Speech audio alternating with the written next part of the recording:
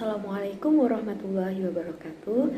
Saya Sinta dari kelas ESF. Di sini saya akan mempresentasikan mengenai lembaga penjamin simpanan. Nah, yang pertama, apa sih yang dimaksud dari lembaga penjamin simpanan?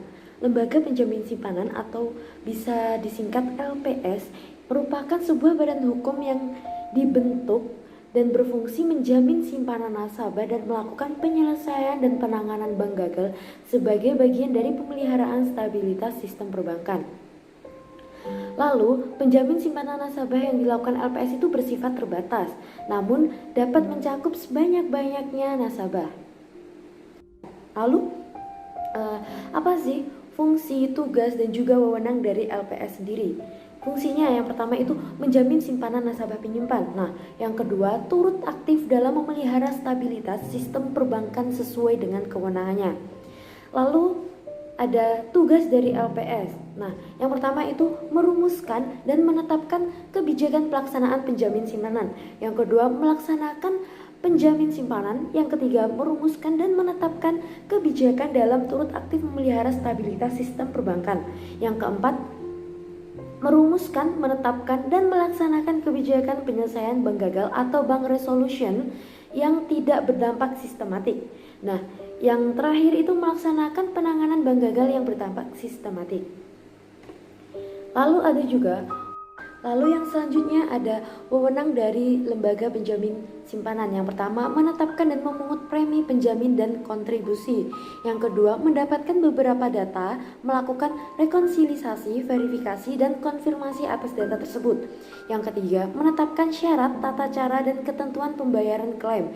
Yang keempat, merujuk, menguasakan, dan menugaskan pihak lain yang bertindak atas nama lembaga penjamin simpanan.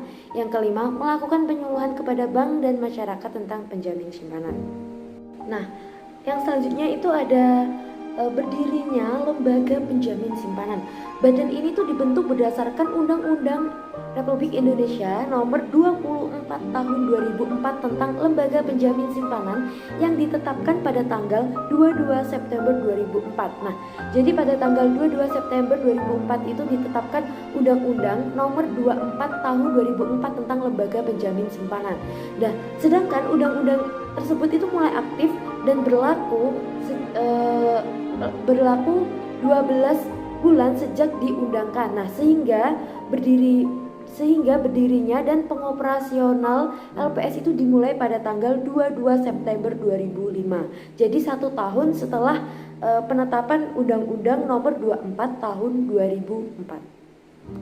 Nah, lalu yang selanjutnya itu ada beberapa produk yang dijamin oleh LPS.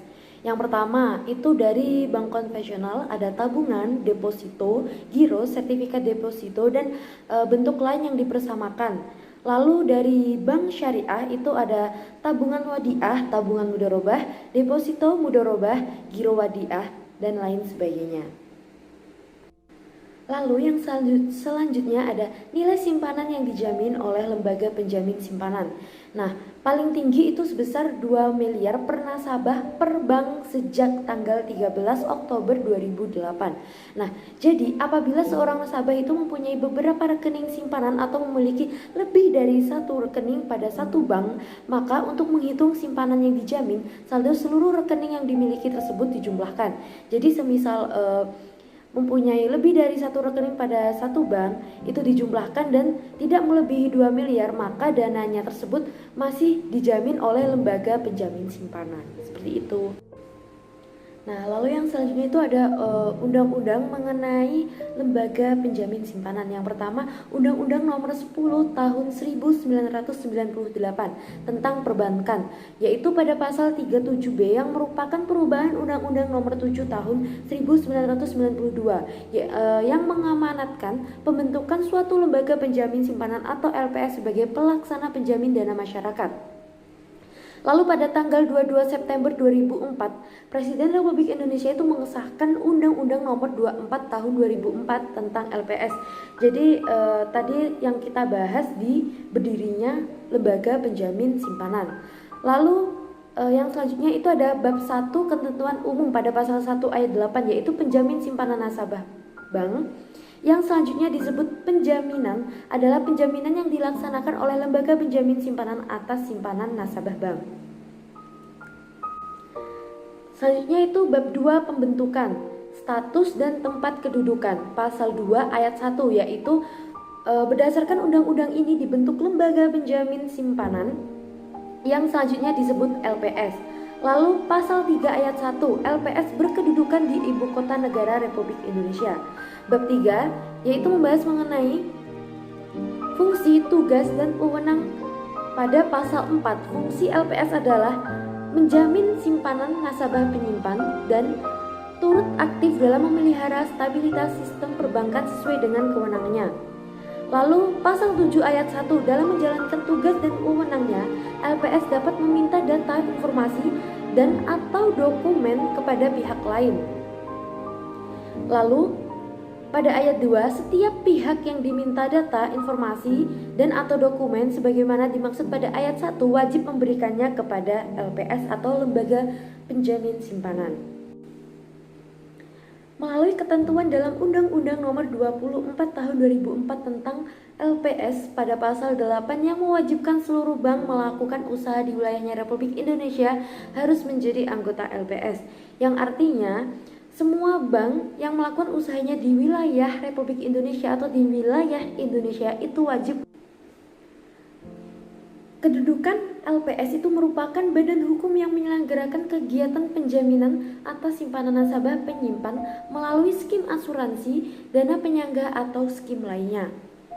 Lalu, nilai simpanan yang dijamin untuk setiap nasabah pada satu bank paling banyak 100 juta rupiah. Nah, tadi ada pembaruan dari kita membahas di peta konsep mengenai nilai simpanan yang dijamin oleh lembaga penjamin simpanan itu ada 2 miliar pada tanggal 13 Oktober 2008. Nah, yang mana artinya kita bisa menempatkan beberapa rekening pada satu bank. Jika nilainya itu tidak melebihi angka 2 miliar, maka dana kita itu masih bisa dikatakan aman atau bisa terjamin. Yang selanjutnya Marulak Pardede, yaitu seorang penulis buku atau pengarang buku, itu mengungkapkan bahwa dalam sistem perbankan di Indonesia mengenai perlindungan terhadap nasabah penyimpan dana dapat dilakukan melalui 2 cara, yaitu salah satunya adalah perlindungan secara eksplisit, yaitu perlindungan melalui pembentukan suatu lembaga yang menjamin simpanan masyarakat, sehingga apabila bank mengalami kegagalan, lembaga tersebut yang akan mengganti dana masyarakat yang disimpan pada bank yang gagal tersebut. Nah, jadi bank yang ada di Indonesia itu kenapa sih harus menjadi anggota LPS atau lembaga penjamin simpanan? Itu dikarenakan jika suatu saat bank tersebut mengalami kegagalan, maka lembaga tersebut yang akan mengganti dana masyarakat dan mengganti kerugian-kerugian dari bank tersebut, seperti itu. Lalu penyelesaian sengketa terhadap bank gagal oleh LPS itu ada 2. Yang pertama, keberadaan LPS dalam menyelesaikan bank gagal. Yang kedua, bentuk-bentuk penyelesaian bank gagal oleh LPS. Selanjutnya yaitu ada bank gagal yang berdampak sistemik dan bank gagal yang tidak berdampak sistemik. Nah, bank gagal yang tidak berdampak sistemik itu ada pada pasal 1 angka 6 atau ayat 6 yang menjelaskan bahwa bank yang mengalami kesulitan keuangan serta dapat membahayakan.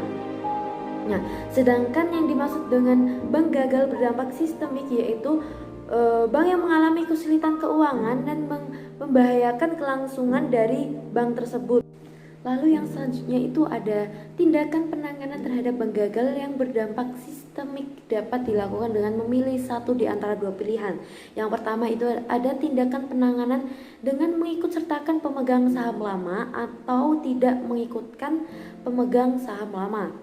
Lalu ada Farid Ma'ruf. Dalam konteks hukum Islam, istilah LPS atau Lembaga Penjamin Simpanan tidak dikenal. Meski demikian, dalam lalu lintas perekonomian Islam dikenal lembaga yang memiliki sebagian dari tugas dan fungsi sebagaimana LPS atau Lembaga Penjamin Simpanan.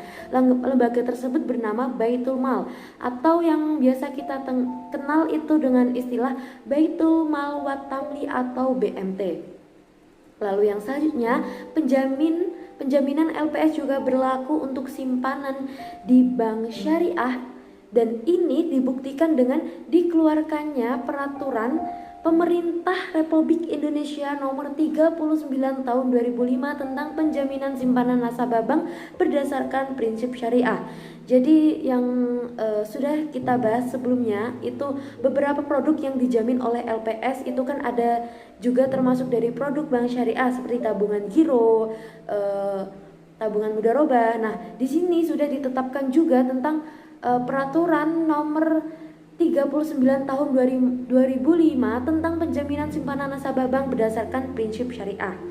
Jadi ada LPS itu menjamin bank syariah yang sesuai dengan prinsip syariah.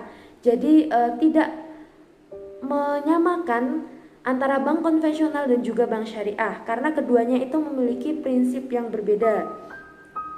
Yang terakhir ada penjamin simpanan memang diperlukan untuk menghilangkan kemudaratan yang akan didapat oleh para nasabah bank syariah. Selain itu, juga akan memberikan rasa aman dan kepercayaan nasabah terhadap sistem dan institusi keuangan yang ada.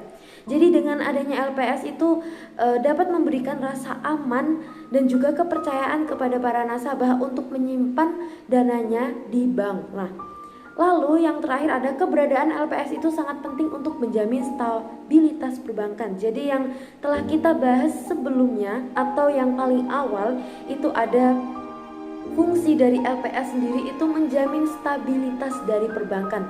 Jadi kesimpulannya LPS atau Lembaga Penjamin Simpanan itu benar-benar sangat diperlukan apalagi untuk nasabah. Nah, hal ini untuk meningkatkan kepercayaan dan juga rasa aman nasabah untuk menyimpan dananya pada bank, baik itu bank syariah maupun. Sekian presentasi yang dapat saya sampaikan, dan tidak lupa presentasi ini